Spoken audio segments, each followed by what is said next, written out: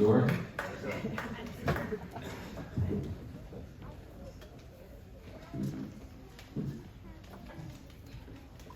Well, thank you.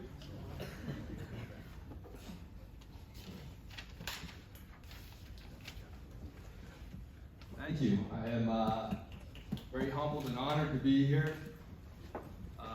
Congrats to the other inductees.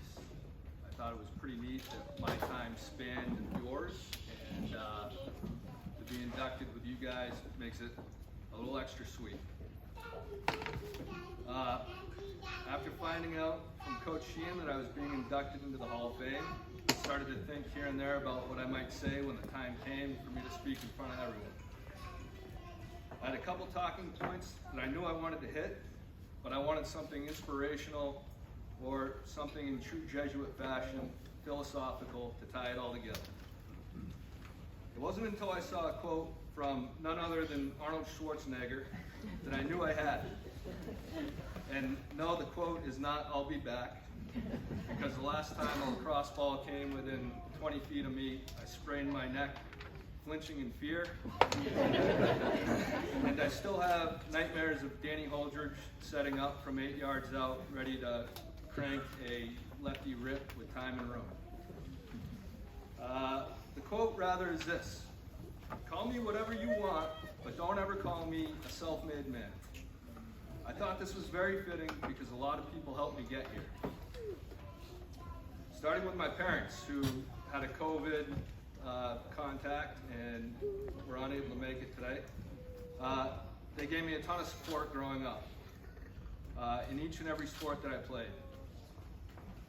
My dad didn't kill me after I gave up on baseball the season after he bought me a $200 mitt.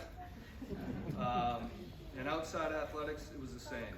Always encouraging and always there with sound advice.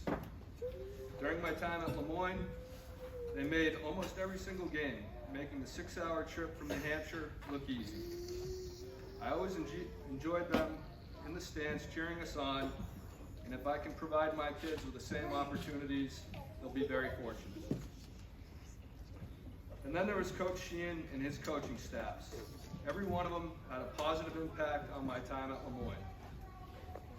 There was Coach DeTalis, McCall, Michaud, Carr, and Barnes. And let's face it, coaching young adults and having your career success metrics tied to their performance is no easy task. In fact, Coach Sheehan, I'm not sure how you didn't find a new career after having to deal with myself for 5 years and Rosecrans for what I'm sure felt like an eternity. The two of us may be the the two biggest know-it-alls in LeMoyne lacrosse history, besides, of course, Coach DeTalis.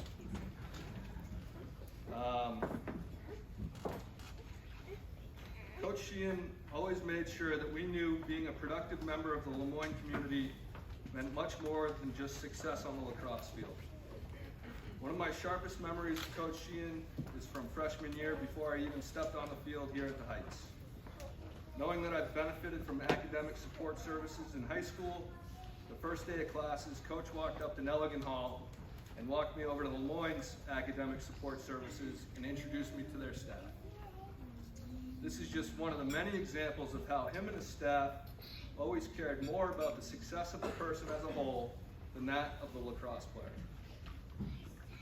And of course, my job as a goalie was always made much easier with sound ball control offense led by LeMoyne greats Brandon Spillett, Ryan the Surgeon Lewis, and Mike McDonald. We had middies that could play both ways and dominate the middle of the field like Nate Evans and Craig Rosecrans.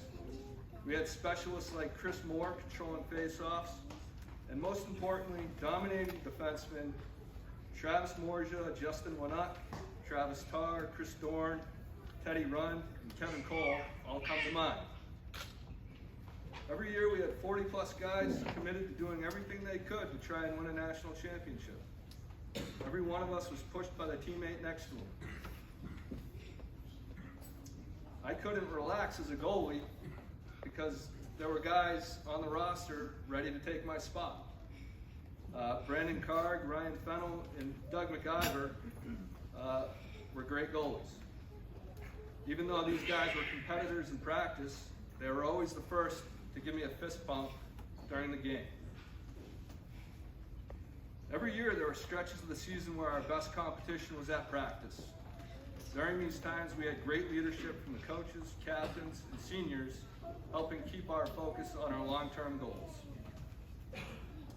I'm very fortunate that this is my third time being recognized within the Hall of Fame. The first two were a result of team successes.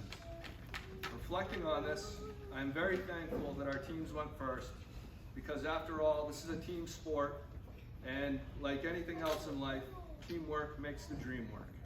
Thank you.